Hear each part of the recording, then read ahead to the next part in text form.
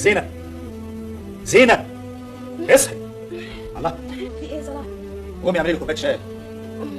ايه الساعة كام دلوقتي؟ 3:30. ياه، يعني احنا الفجر؟ الفجر ولا الصبح؟ يعني انت وراك ايه؟ قومي اعملي لي كوبايه شاي.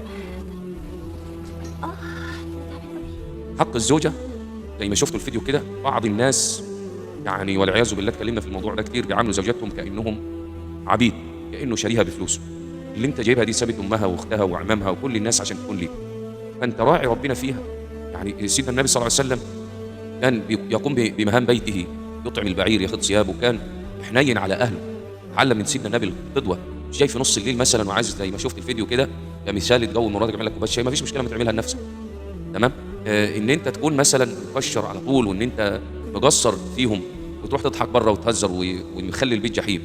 سيدنا النبي قال خيركم خيركم لاهله. استوصوا بالنساء خيرا كما وصانا النبي صلى الله عليه وسلم، خيركم خيركم لاهله. نهايه الفيديو صلى على سيدنا النبي وشاركه لعل احد يستفيد.